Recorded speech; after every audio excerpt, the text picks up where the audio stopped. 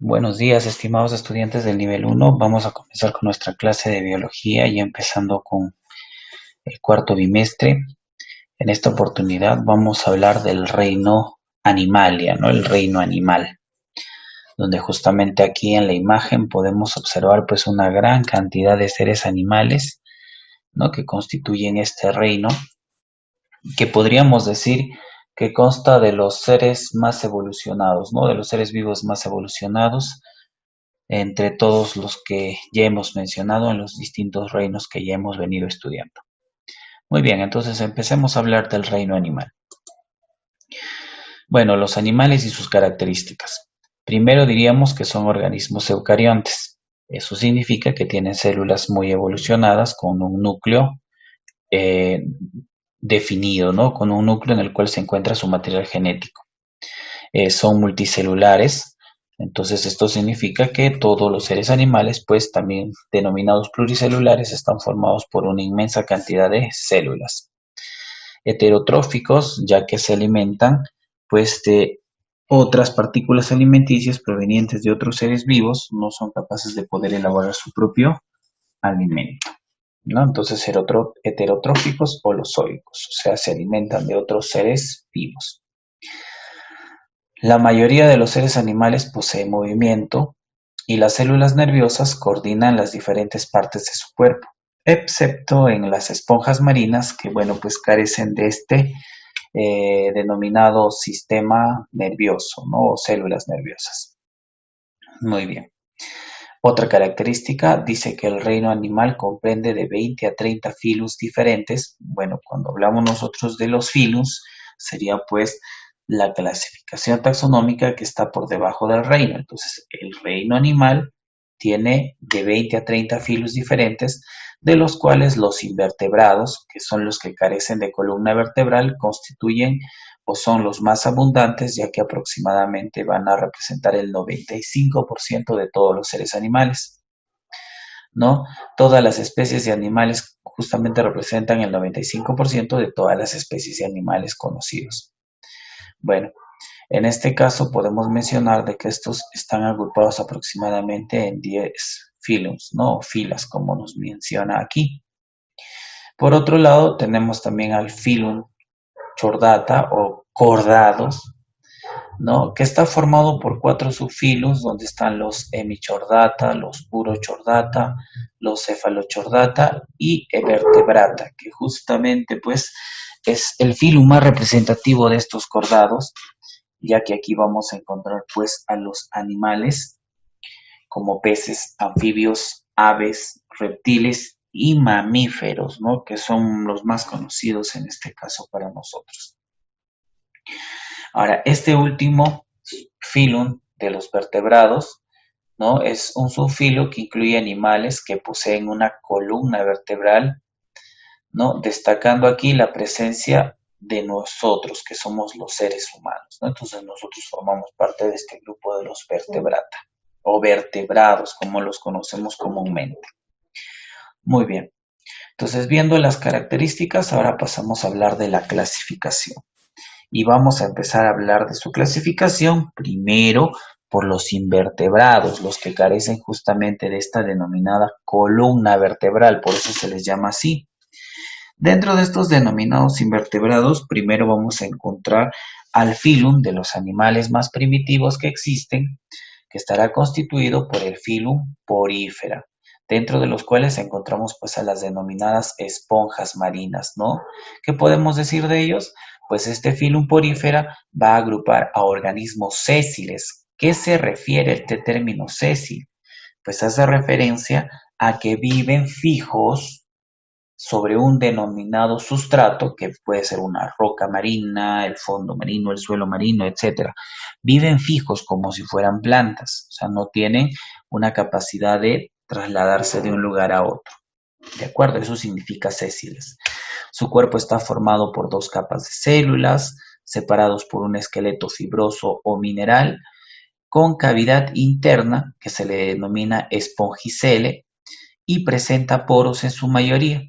o bueno, presenta poros y en su mayoría todos son de vida acuática, pero para ser más específicos, marinos, o sea, viven en los mares, en el agua salada, ¿no? Aquí tenemos pues algunos ejemplos de estas esponjas marinas, pues tienen aquí como podemos ver un orificio muy grande que permite la salida de sus desechos y a lo largo de su estructura va a presentar pequeños poros por donde ingresan las pequeñas partículas alimenticias que le permiten realizar su proceso de nutrición. Muy bien, eso sería el Phylum Porifera. También tenemos a lo que viene a ser el Phylum Cinidiaria, también conocido como celenterados. Podemos mencionar que estos organismos pueden ser libres o sésiles, o sea, que pueden vivir libres trasladándose de un lugar a otro, habitualmente gracias a las corrientes de agua marina, ¿no? Y sésiles porque también en algunas etapas de su desarrollo pues viven fijos en un determinado punto del suelo marino, sobre las rocas marinas, etcétera. Bueno, en este caso, pues estos organismos libres o sésiles pues adquieren dos formas. Pólipos, cuando son sésiles, o sea, viven fijos en un solo lugar, y medusas cuando son libres y pueden justamente trasladarse de un lugar a otro. El cuerpo de estos está formado por dos capas celulares separados por un espacio intermedio que se le denomina mesóglea, ¿no? Y bueno, pues aquí esta mesoglea contendrá una sustancia de aspecto gelatinoso. La mayoría de estos filos cinidiarias pues van a ser marinos, ¿no? Y muchos de ellos pues en sus tentáculos van a tener unas células especiales que se llaman cinidiocitos, que tienen una especie de dardos o púas que cuando tocan a otro ser vivo pues inmediatamente le liberan o le segregan una sustancia urticante que es muy dolorosa, ¿no? Que pica o en este caso pues que arde mucho. Entonces, gracias a estas células es que pueden tener esta característica estos animales que forman parte del Phylum Cnidaria, ¿no? Aquí, por ejemplo, vemos una imagen de ellas. Esta sería una medusa. Nosotros aquí, pues en Perú, comúnmente pues las denominamos las malaguas, ¿no? A este tipo de animales. Muy bien. Pasamos al siguiente phylum. Encontraríamos al phylum Xenófora, también conocido como cetonóforos. Bueno, estos son muy parecidos a los que hemos visto ahorita, hace un momento, a las medusas. Son organismos parecidos justamente a los cnidiarios, no a las medusas. Tienen un cuerpo globoso, ¿no? En forma de globo, con 8 filas de peines planos formados por la fusión de cilios largos.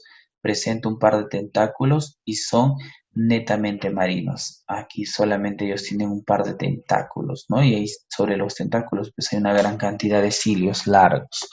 Entonces, esos serían los xenóforas, ¿no? Muy bien. Ahora pasamos a hablar del filón de los platelmintos. En este caso, los platelmintes, también conocidos como platelmintos, pues son organismos de cuerpo aplanado, dorso ventralmente. ¿Qué significa eso? Bueno, que son aplanados hacia el vientre principalmente, ¿no? Como por ejemplo estas planarias que vamos a ver en la imagen. Entonces, para hacerlo más sencillo, tendríamos que mencionar que estos platelmintos son gusanos planos, gusanos de cuerpo aplanado.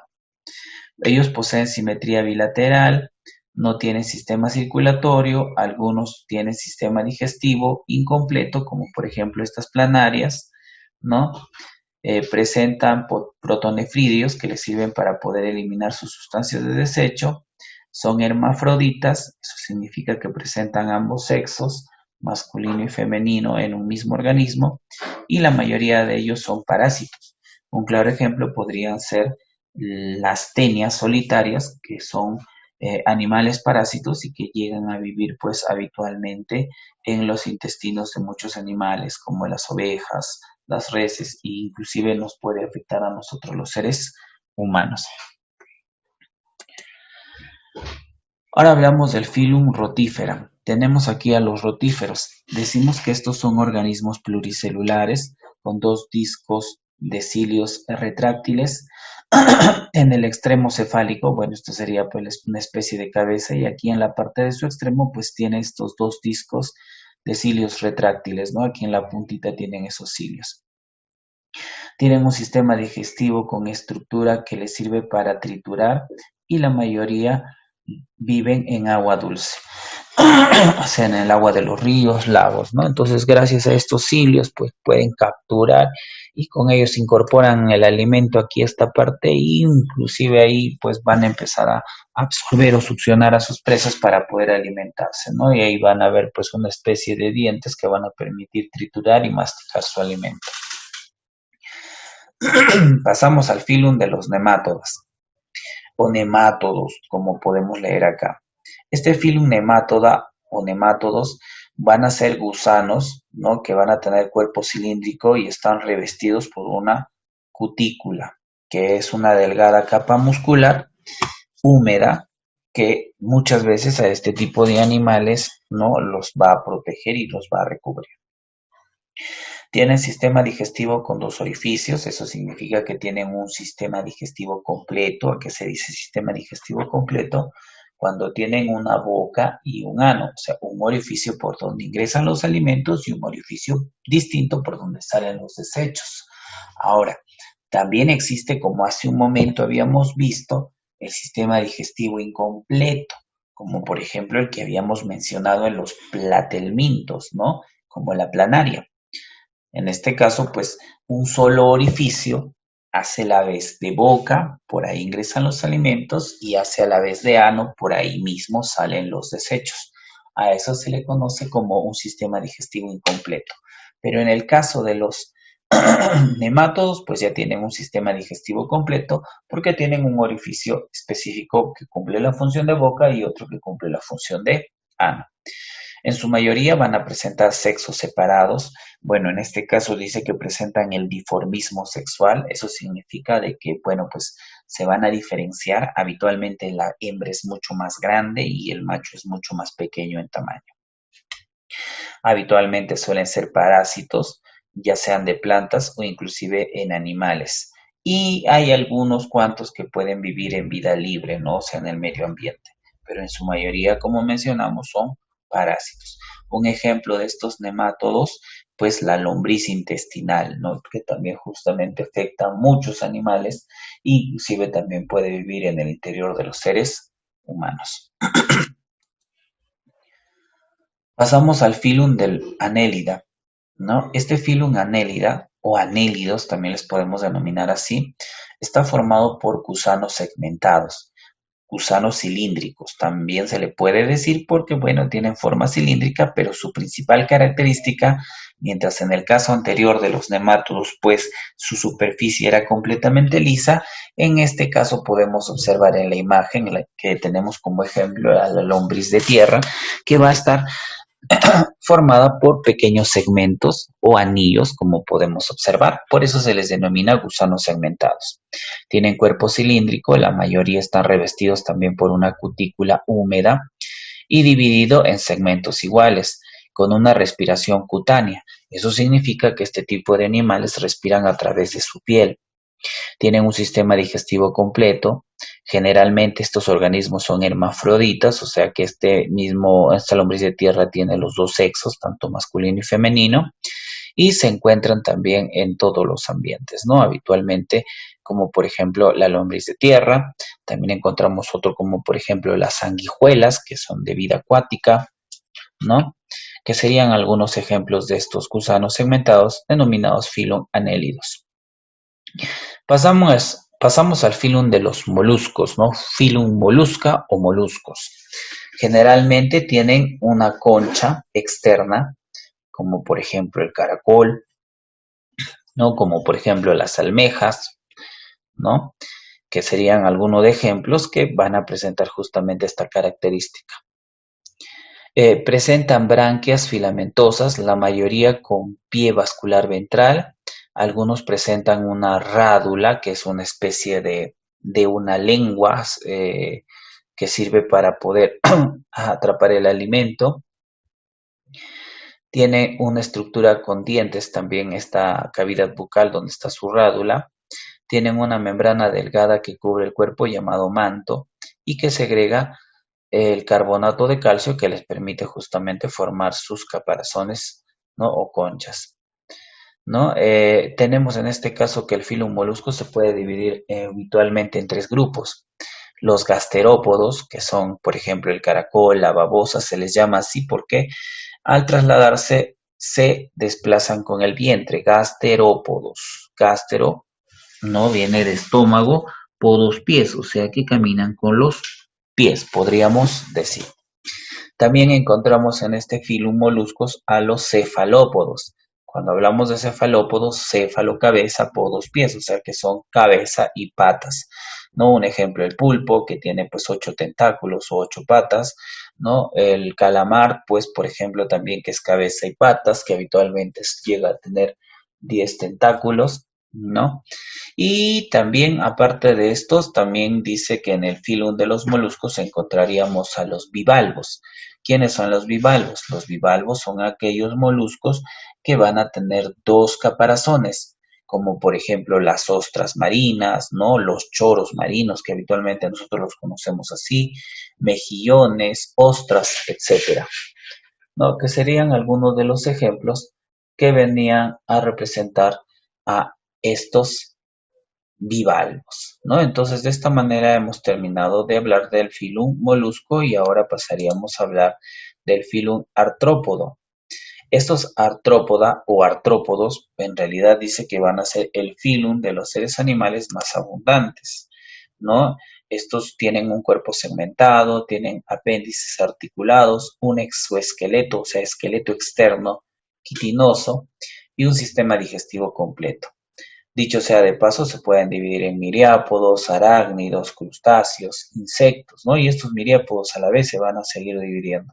Vamos a ir a observar sus divisiones. Primero hablaremos de la clase crustácea o crustáceos. Dice que estos crustáceos tienen un exoesqueleto, claro, un esqueleto exterior, ¿no? Que es duro, rígido, como por ejemplo el de los cangrejos, ¿no? Que podemos ver. Tienen un exoesqueleto, apéndices articulados, respiran por branquias, ya que todos en su mayoría son acuáticos. Tienen un cuerpo dividido en un cefalotórax, o sea, una cabeza y tórax unidos, y un abdomen. La mayoría tienen 5 pares de patas, o sea, 10 patas, ¿no? Y generalmente todos van a ser marinos. ¿De acuerdo? Entonces, esos serían los crustáceos. Luego encontramos a los insectos muy abundantes, como podemos ver. Se les denomina clase hexápoda. Bueno, hexa de 6. ¿Por qué se les dice hexápoda? Porque habitualmente todos los insectos pues cuentan con 6 patas, ¿no? También conocidos como insectos, tienen un exoesqueleto, un apéndice articulado con 3 pares de patas, un cuerpo dividido en 3 porciones, una cabeza, un tórax y un abdomen, un par de antenas, diferente tipo de aparato bucal. Algunos tienen un aparato bucal que les sirve para masticar, como por ejemplo el de las hormigas, otro para picar, como por ejemplo el de los zancudos, ¿no? Otro para chupar, como por ejemplo el de las pulgas, otros que tienen un aparato bucal lamedor, como por ejemplo el de las abejas y de las mariposas, ¿no? Que justamente les permite cumplir, ¿no? El hecho de poder succionar, por ejemplo, el néctar de las plantas, ¿no? Para la fabricación de la miel, en este caso el de las abejas. Tenemos a la clase arácnida, ¿no? Arácnida o arácnidos, ¿no? Estos poseen un cuerpo dividido en cefalotórax y abdomen. Poseen 4 pares de patas, o sea, 8 patas en total, ¿no? Respiran por pulmones en forma de libro y por tráqueas, ¿no? Aquí encontramos pues a las famosas arañas, ¿no? También, por ejemplo, encontramos a los ácaros y también inclusive dentro de este grupo están, por ejemplo, los famosos escorpiones, ¿ve? Forman parte de la clase de los arácnidos. Por otro lado tenemos a la clase Silópoda, o también conocidos como quilópodos. Estos tienen un cuerpo alargado, aplanado, con numerosos segmentos, como podemos observar, o un par de patas por cada segmento, excepto en el primero y en los dos últimos. Estos animales habitualmente suelen ser carnívoros, ¿no? Aquí tenemos un ejemplo, por decir, a este 100 pies, ¿no? Como lo podemos observar acá, ¿no? Entonces ahí está, pues, la clase quilópodos. Ahora pasamos a hablar de la clase Diplópoda o Diplópodos. En este caso tienen dos pares de patas por cada segmento. Ellos también están divididos en segmentos, pero ya no tienen un par, sino dos pares de patas a cada lado y por cada segmento, ¿no? Tienen un cuerpo más o menos cilíndrico, segmentado, con dos pares de patas por cada segmento y la mayoría en este caso son herbívoros. Un ejemplo de estos diplópodos, pues el famoso y conocido milpies. Ya, el mil pies sería un ejemplo de estos animales. ¿De acuerdo? Muy bien. Ahora, por otro lado, también tenemos aquí por decir a lo que viene a ser la clase de los Onychopora. ¿Ya? Esta clase de los Onychopora, también conocido como peripatos, son parecidos a los anélidos, cada segmento con un par de patas carnosas. Como podemos observar acá, cada una de sus patitas se pueden verificar claramente, ¿ve? Ya no es como el caso de los 100 pies o los 1000 pies, sino estos tienen unas patitas especiales que se les denomina patitas carnosas, ¿no? También conocidos como peripatos, no te olvides. Listo. De esta forma estaríamos terminando de hablar de los artrópodos y ahora sí pasaríamos a hablar al filum de los equinodermas o echinodermata, como viene a mencionarse, ¿no? O equinodermos, que vendría a ser su nombre más común. Bueno, pues su nombre inclusive significa, ¿no? Echino espinas, dermos piel, o sea que significa que tienen piel con espinas, como podemos ver aquí claramente en las imágenes, ¿no? Podemos mencionar que generalmente tienen un cuerpo, en este caso podríamos decir que es un cuerpo espinoso, ¿no? Con una simetría pentarradial, o sea que los podemos dividir habitualmente en 5 porciones desde un punto medio, como en el caso de las estrellas de mar, ¿no? Eh, Tienen locomoción y alimentación por sus ambulacros, que van a ser pues justamente orificios que les va a permitir absorber nutrientes y que constituyen un sistema acuífero también, ¿no? Bueno, acá están, ustedes saben pues que estas tienen una especie de chupones, ¿no? Que se les denomina pies ambulacrales y que muchas veces les sirven para poder capturar a sus presas y justamente luego poder llevarlos hasta su cavidad bucal y poder comerlas y alimentarse de ellas, ¿no? Habitualmente todos son marinos, ¿no? Por ejemplo, tenemos pues lo que vienen a ser la estrella de mar, ¿no? El erizo de mar, pepino de mar, las ofiuras, como podemos ver acá, etcétera.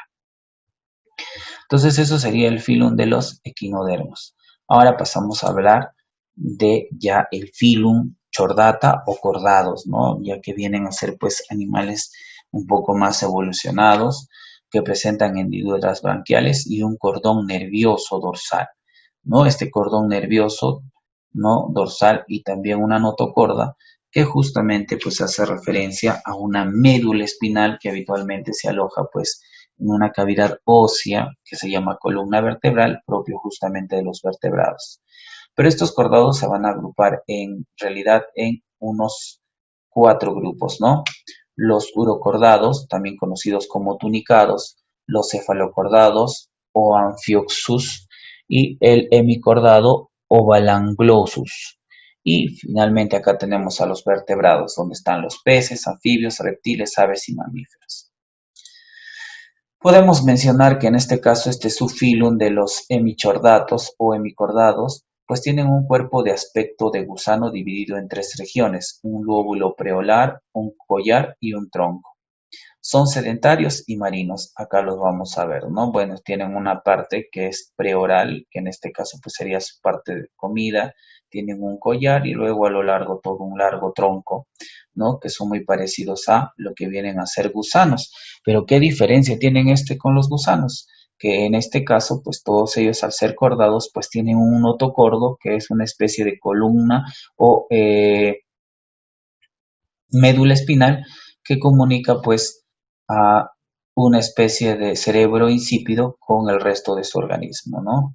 Entonces aquí, por ejemplo, veríamos un corte transversal donde va a haber un orificio por donde justamente está recorriendo ese cordón nervioso. Listo. Pasamos a ver el filum de los urochordata, también conocidos como tunicados. Estos tienen un cuerpo en forma de saco o túnica de celulosa. Son sedimentarios en estado adulto, o sea que viven en un solo lugar, no fijos de repente al suelo. Tienen una notocorda y un cordón nervioso solo en el estado larval, o sea, solo cuando son larvas tienen esta característica, luego les va desapareciendo. Acá tenemos un ejemplo de estos tunicados. Listo. Pasamos a continuación. Tenemos ahora que hablar del filum de los cefalocordados. No, estos cefalocordados tienen un cuerpo alargado, aplanado lateralmente y tienen vida libre. Habitualmente son marinos.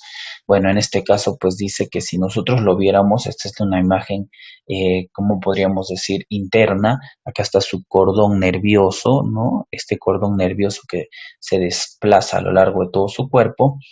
¿No? Habitualmente que estos son muy parecidos, son muy similares a los peces, pero ¿qué es lo que les diferencia? De que ellos solo presentan un cordón nervioso que cumple las veces de todo su sistema nervioso, mientras que en el caso, por ejemplo, de los peces, pues presentan pequeños cerebros conectados a lo que vendría a ser en este caso, pues una médula espinal.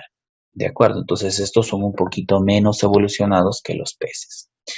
Finalmente, tenemos ahora sí al subfilum de los vertebrados o vertebrata, ¿no? Donde justamente pues encontramos a los animales que son más conocidos ya para nosotros, ¿no?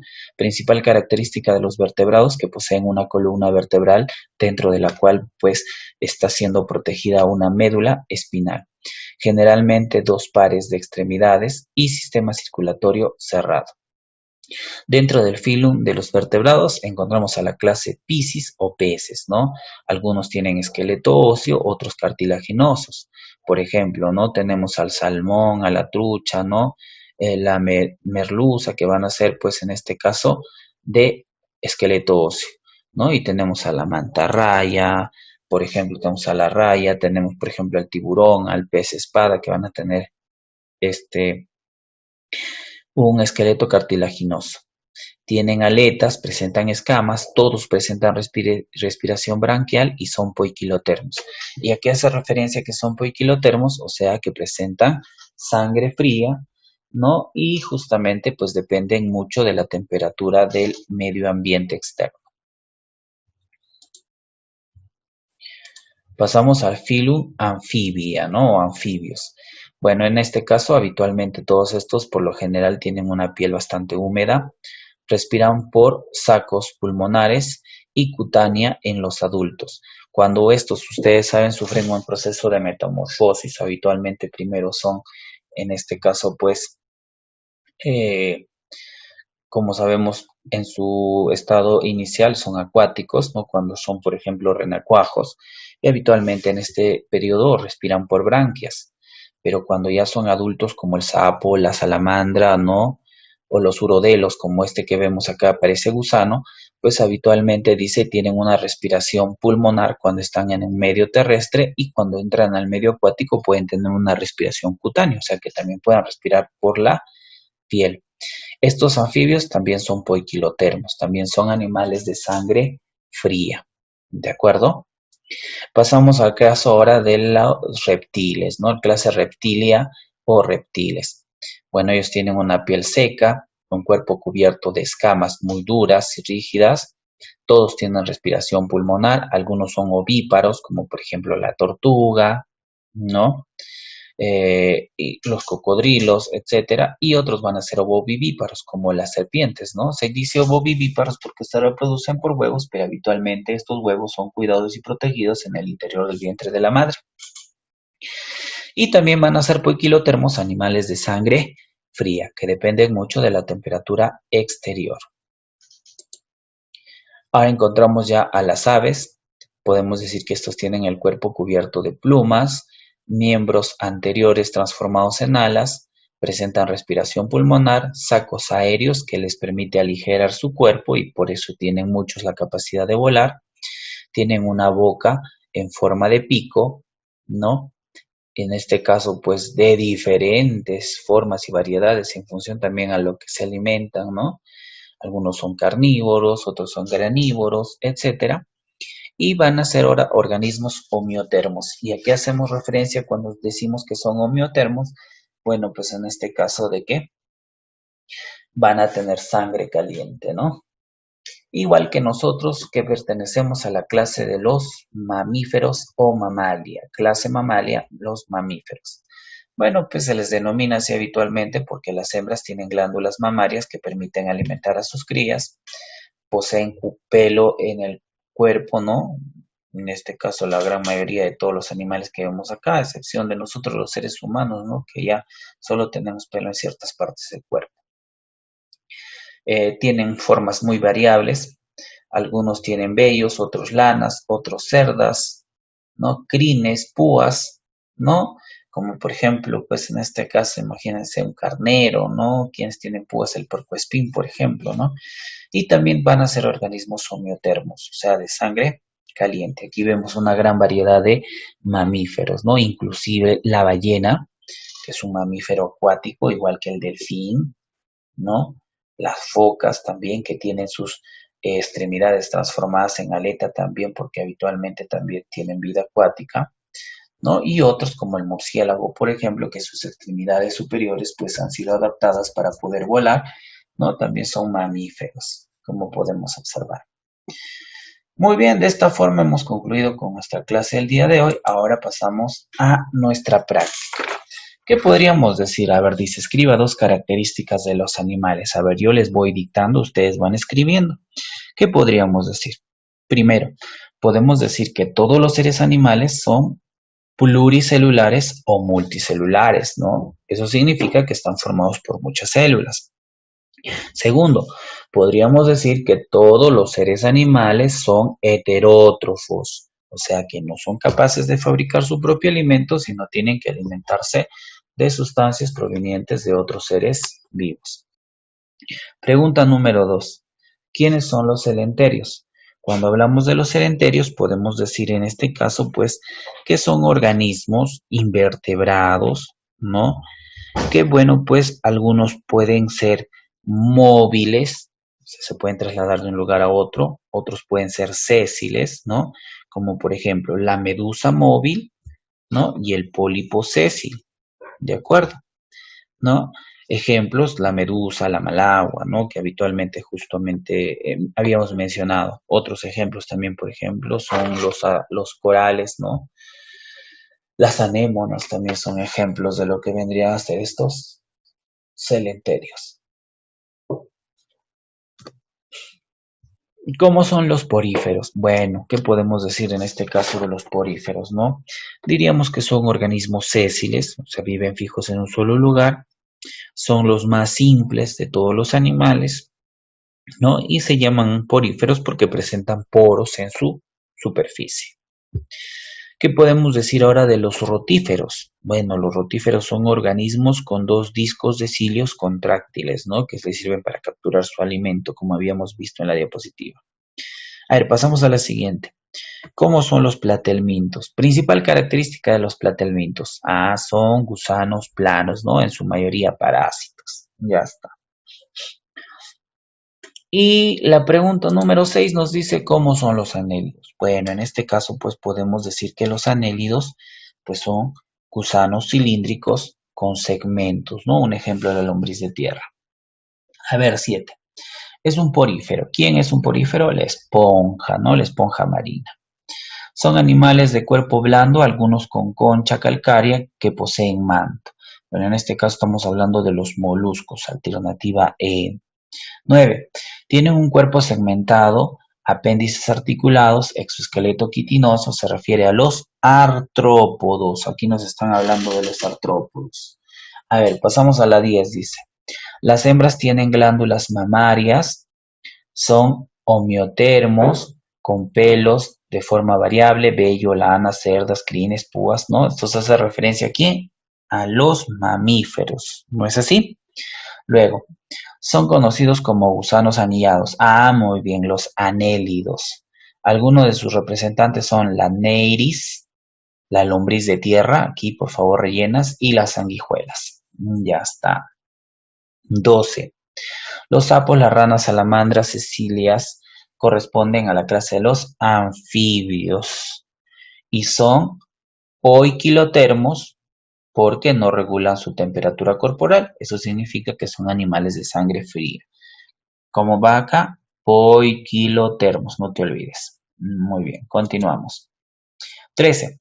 Son organismos que durante su desarrollo forman solo dos hojas embrionarias. Bueno, en este caso, pues tendríamos que mencionar que estos organismos que forman dos hojas embrionarias, pues podrían ser lo que son los nemátodos, ¿no? O en este caso, para ser más específicos, podrían ser tanto las esponjas, que solo están formados por dos hojas de células, o sea, son, en este caso, como podríamos decir, a ver, dipoblásticos, porque se forman a partir de dos capas de células. Entonces sería la alternativa B. Esponjas. 14. Son organismos aplacentados cuyas hembras poseen huevos y se desarrollan en el exterior. Bueno, en este caso tenemos al murciélago, zarigüeya, koala, ornitorrinco, morsa. Todos son mamíferos y el único de los mamíferos que nace a partir de huevos viene a ser el ornitorrinco. Ya, entonces esa sería la alternativa de la 14, la D. 15. Cuerpo en forma de saco con tónica de celulosa, sedentarios en el estado adulto, notocorda y cordón nervioso solo en el estado larval. En este caso nos están hablando de lo que vienen a ser los tunicados. Alternativa B. 16. Tienen exoesqueleto, apéndice articulado, tres pares de patas, un cuerpo dividido en cabeza, tórax y abdomen. Bueno, en este caso nos hablan de los insectos, ¿no? A ver, escorpión, un arácnido, cangrejo, un crustáceo, cien pies, en este caso pues sería un quilópodo, la garrapata, bueno, en este caso la garrapata vendría a ser todavía un arácnido y la libélula, que sí pues formaría parte de los insectos y que cumple todas estas características. Muy bien, entonces sería la alternativa E. De esta forma hemos concluido con nuestra clase el día de hoy. Por favor, el día de hoy en la tarde los espero para el apoyo académico. Entonces, cuídense mucho. Hasta la tarde, mis estimados estudiantes.